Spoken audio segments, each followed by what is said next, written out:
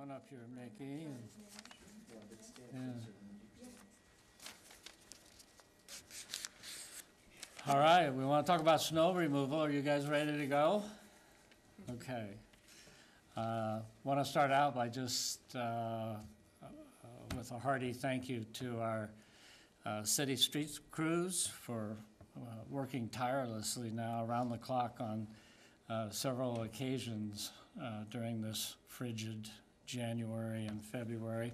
Been in continual contact I have with Lincoln Utilities and Transportation Director, Mickey Esposito, and her team over these last several days. They've kept me updated on the progress both before and after this latest storm event. I also want to thank the citizens of Lincoln, of course. I know from my own experience, if nothing else, how frustrated those morning commutes have been during these last couple of days, and we appreciate the public's patience as we clear our streets for the 6th time this month of February. The latest storm was a storm that doesn't come along very often, thank goodness. This storm and the snowfall that we received in the entire month of February is the most I've experienced during my 12 years as mayor.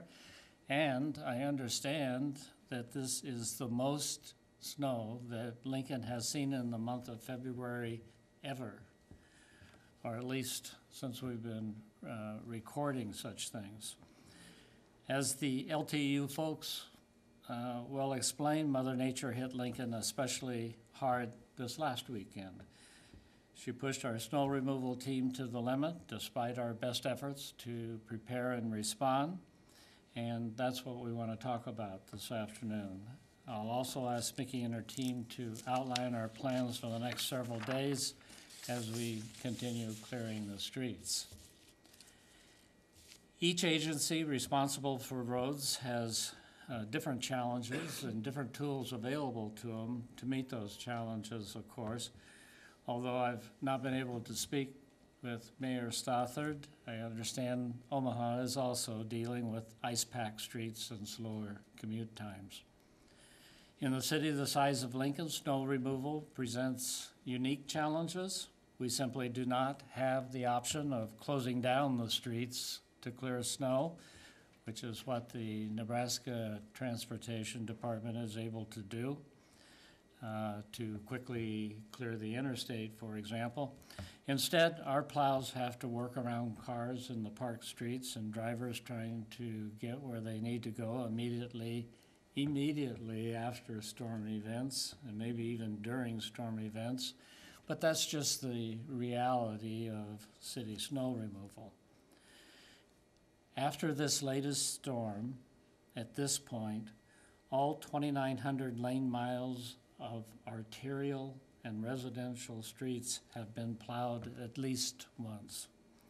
Our efforts are now focused on breaking up the snowpacks and de-icing the arterials to make commutes faster and safer. Those efforts have literally been happening around the clock. We've used employees from multiple departments as well as private contractors. It has indeed been an all-hands-on-deck effort. Perhaps the biggest challenge in the short term are the persistent frigid temperatures. We have all been enduring extremely cold weather during the entire month of February, and those consistently low temperatures are keeping the snow-packed streets from melting, which means we are not yet seeing in many places the actual pavement on the street.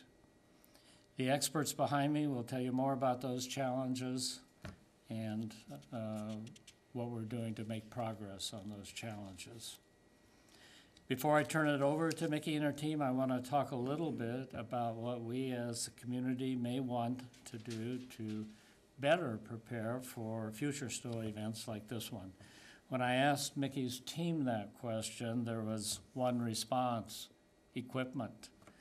and more specifically, de-icing equipment. In theory, we could put all city employees to work on snow removal, but that's not the issue with a storm like this. The issue is the de-icers. And we, as a community, have a finite number of these pieces of equipment currently at our disposal. We do need to have that discussion as we prepare for the upcoming budget session. Do we want to make a major investment in tax dollars, in more snow removal equipment, knowing that the storm that we had this past weekend comes along only once every 10 years or so? That is what I'll hear a discussion on in the coming budget season, and we'll see what the community thinks. With that, I'm going to turn it over to Mickey and her team, and you can get all the details. Thank you, Mayor. Good afternoon. So we're here to provide you with a quick update on this kind of ongoing, continuous response since Saturday's blizzard. The tricky part, it was preceded by freezing rain and ice, followed by high winds and freezing temperatures, resulting in compacting snow and ice on the streets. We received between 5.5 and 9.5 inches of snow across the city. I think the average was 7.5. At the airport, it was 8. The reading was 8 inches. So a snow emergency has been in effect since last Saturday, and this has been a significant winter event for us. But dedicated staff have been working around the clock. We need to acknowledge and appreciate their efforts. Please remember, these are real human beings. They are spending time on snow removal away from their families to serve us the best that they can. So please be mindful about that. The challenge with this particular storm is that it began with freezing rain Saturday morning. Pre-applying liquid brine to the pavement doesn't work in those conditions because all that material just washes away. And so what we're left with is freezing rain and ice preceding a blizzard. When precipitation transitions from rain to snow, it came down hard and fast. Snowfall at rates of 1 to 2 inches per hour and high winds with no pretreatment on the surface resulted in fast freezing ice sticking to the pavement. It's kind of like cooking eggs in a frying pan when you don't put butter down first, and we all know how stubborn that can be. So in addition, we've had low freezing temperatures protracted over several days, making it extremely challenging to loosen up the snowpack and ice beneath to see that dry pavement again. We are making progress today. As you're driving in and driving around town and as you commute home today, you'll see more of that dry pavement again. We're making progress each day, and tomorrow we'll make even more progress. We understand that weather conditions have been difficult for the traveling public, but we appreciate the additional cooperation and patience and caution from our drivers. We want to thank citizens for complying with the residential parking bans and also for giving our crews plenty of room to work. We are still throwing everything we have at this event.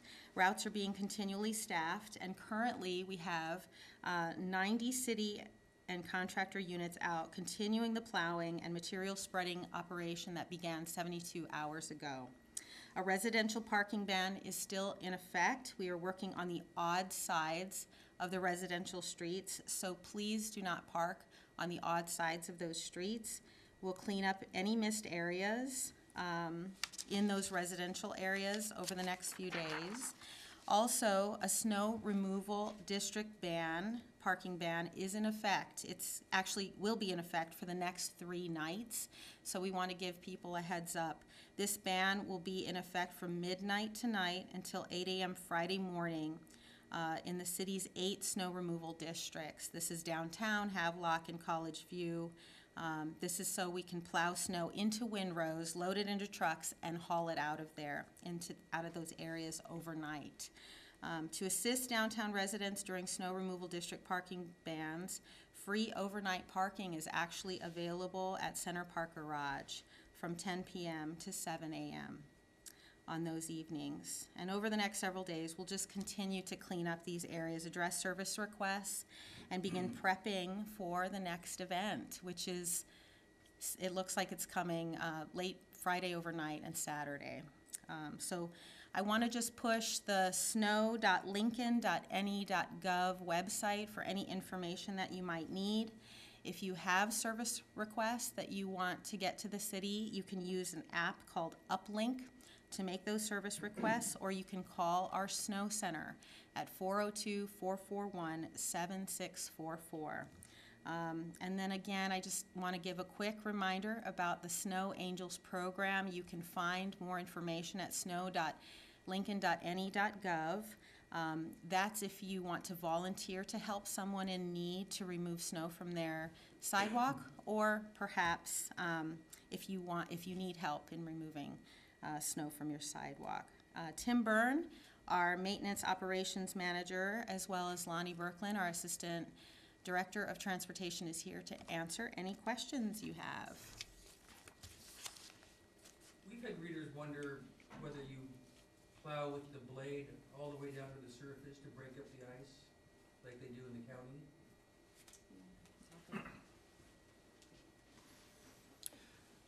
Yes, we do. We use different types of equipment in our fleet. We've got truck plows, agricultural tractors fitted with plow blades, motor graders. We've got wheel loaders with plow blades on them. Each piece of equipment works a little bit different. So the down pressure to peel the snowpack off of the road, that's best suited by a motor grader that can apply that down pressure hydraulically to it.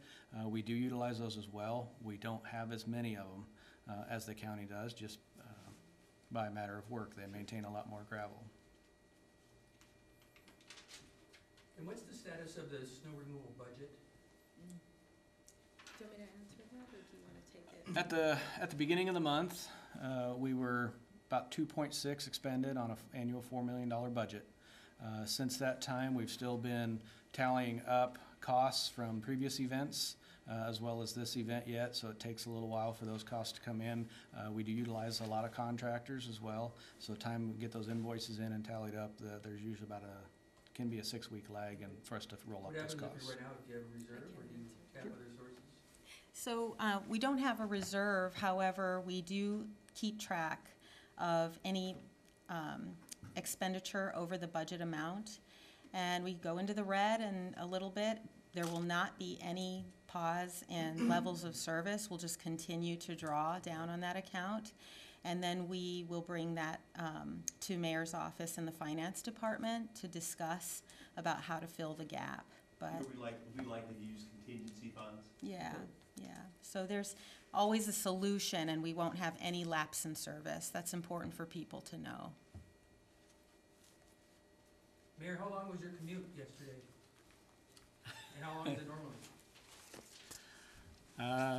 I live in Village Gardens, and the commute is 12 to 14 minutes usually. And it was probably twice that long or more last couple of days. But you made it.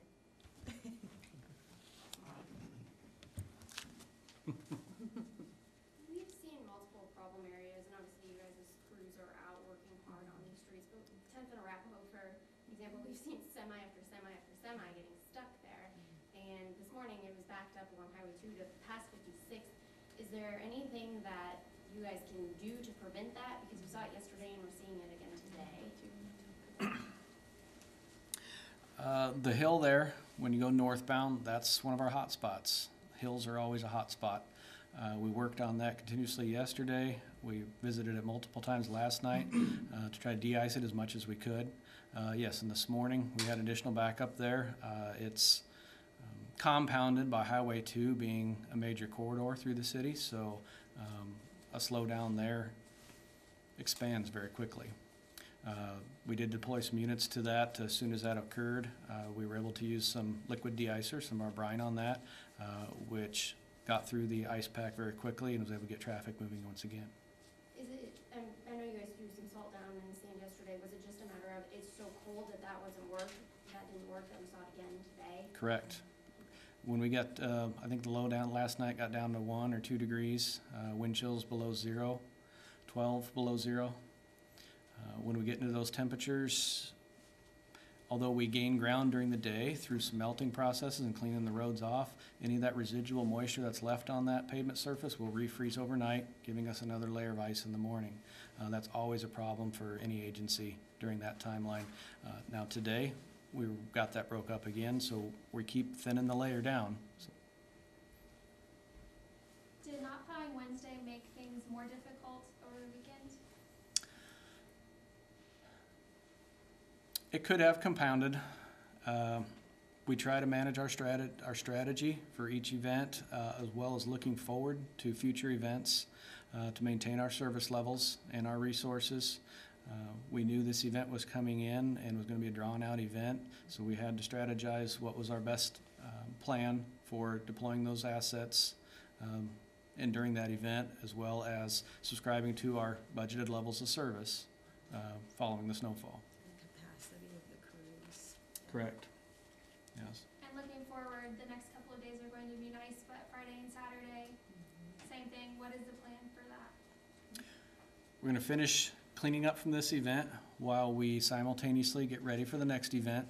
That will be managing our equipment inventory, our material inventory, staffing once again, closely monitoring the forecast for what conditions we will be expecting to develop the best strategy to deal with that. We've received several complaints of people saying they didn't see snowplows out until late on Sunday. Is it just a matter of you guys only have so many contractors and there's so many streets that you guys are just stretched thin? Yes, our community is large. As Mayor mentioned, 2,900 miles of streets throughout our community. When we deploy those resources, they start in a particular spot and they work their way around. We have our community divided up into multiple sub-districts, and contractors and city employees will be assigned districts to get in there and clear up. So it may take a while before you actually see that plow come in front of your particular house. We had a viewer ask, how easy is it for you guys to get salt and brine if you run out? That can be impacted by the regional weather. Salt and brine, most of those materials come in from out of state. Our salt we predominantly use Kansas salt. So it depends on the weather, not only here, but the weather between here and there, and demand from our area and other regions. Can affect and strain the supply chain. So sometimes it's easier and sometimes it is harder. How has it impacted you recently? Recently, we've been pretty steady. Our supplier has been committed to us, getting us loads. So we've been fortunate in that we've received a pretty regular supply.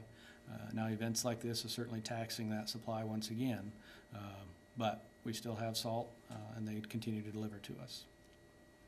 How much do you use sand and gravel? We use sand and gravel when we address complaints in residential areas. As a strategy, we do not predominantly use it on the arterial routes. Why not? The lifespan of it, the effectiveness of it can be short-lived. When we spread that gravel onto the pavement, when there's compacted snow and ice, then it can compress down into there and we lose that. Now once we start getting some melting going on, you can re-expose that gravel, although be limited. So it's a temporary measure for some grip, but its long-term effectiveness isn't very beneficial, and it doesn't do anything to help us de-ice and break through and melt that snowpack. It doesn't have any melting property It does to not. at all. It's just for traction and it's temporary. And then we also manage our city year-round. So as a post-storm cleanup, that's another item that's on the pavement that we need to get sweepers out there too. So you'd be more susceptible to possibly some chipped windshields, maybe some slippery conditions if you're walking or biking. Sediment loads. in the Yes. Storm drain system. And we had, I think, readers on our Facebook page wondering, some of those trouble spots like 10th and Arapahoe and 48th and Pioneers, why not just hit that routinely with sand, especially during the rush hours? When we have a limited number of units that are capable of deploying that material. So when we start talking about a strategic shift and how we're going to respond, that will have an effect citywide and not just those localized areas. And again, that sand has limited and temporary effectiveness on those Sure. high traveled, areas. So it's just, do you want salt there and a de-icer, or do you wanna spend time reloading for some kind of gravel or sand? A lot of people have wanted to know why, as soon as you get into the county, the roads are clear, but in the city, they're still a mess. Is it just a matter of it's easier to clear county roads because you just don't see the traffic that we have?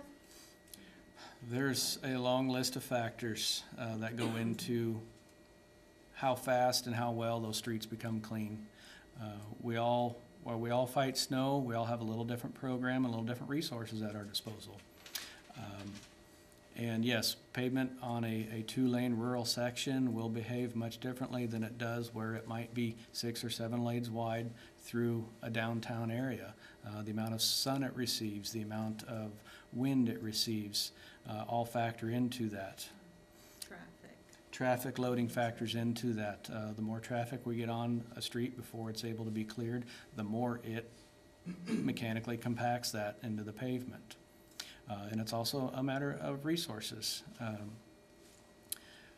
Our pavement that we clear is about 4 times the quantity of what the county clears. Obviously, the majority of their network is unpaved roads.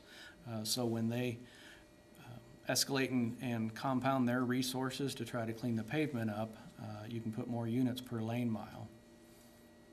Would you say that the city has the necessary amount of equipment to cover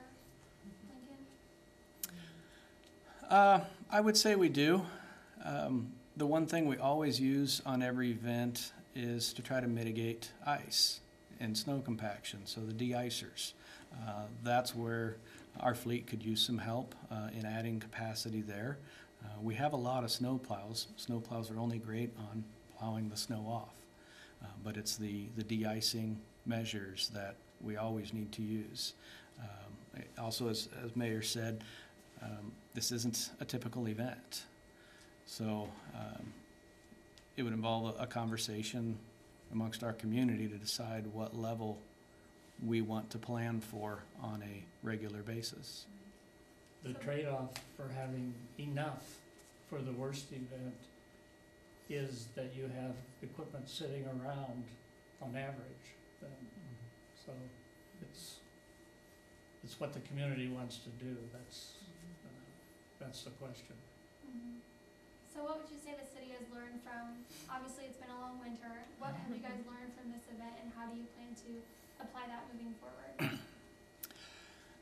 We always learn better ways to operate, better ways to organize and dispatch staff, better ways to communicate with one another as we collectively work together to clear the streets of our community.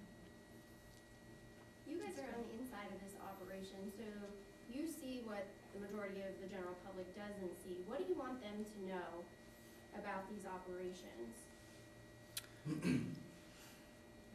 It's a very diverse operation. There's a lot of moving pieces. We use resources from multiple departments, multiple staff, a lot of contractors. Even though you might only see 60 or 90 units out there, it's really a pool of more than a couple of hundred different operators. And due to the length of this season and the amount of times we've had to deploy those resources, internally and with our contractor force, they're needing to tap some help of folks that they haven't had to use before either. So there's been a little bit of a learning curve there. You know, I think the thing most of all that I would like the public to understand is that the people who work for us are constant. They're hardworking. They go out there in the middle of the night. They go out there all night. They are the same all the time, really working hard to get the streets cleared. What's so different and challenging all the time is the composition of the weather as it comes into your community. I mean, it can come from different directions, different temperatures, different moisture content, different speed of change from one type of moisture to another. And it's like nature cooks up all of these incredible concoctions and throws them at you. And it takes people a little time to learn. It takes increasingly sophisticated knowledge of what a particular sequence of events may result in terms of problems. And then you see something coming and you think it's going to be this, this, and this, and it's this, that, and that.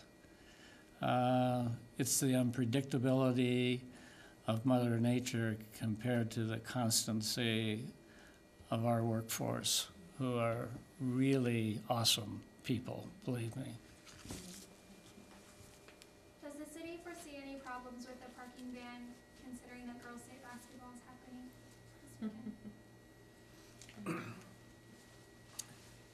weekend? We hope not. Now, that parking ban for this weekend, what our operation will be, the complete removal. So as you go through and around the business districts, downtown, where you see mountains of snow stacked on the corners, large windrows around the parking meters, that's what we're going to be clearing out in order to get that snow out, as well as minimize disruption to our community. We only do that between midnight and 8 a.m. So those are generally the hours that most other events are not ongoing. And then as an additional measure, parking garages will be opened up for parking. So we do offer spots for those folks to go so that they can get off street. But that's the reason that we go in overnight during the lowest traffic period, when we can get the most productivity accomplished. So then there will be parking available for people who are coming in for the basketball tournament as well? Yes, the parking garages will be open for people to park in during those timelines. Free of charge during those timelines, Yeah, free might of be what charge. I should reiterate, yes. They don't discriminate between these. Yes, correct. Good All right, thank you very much. I think that was one of the best set of questions I've Yeah, heard from the media in a long time. Thank you. thank you.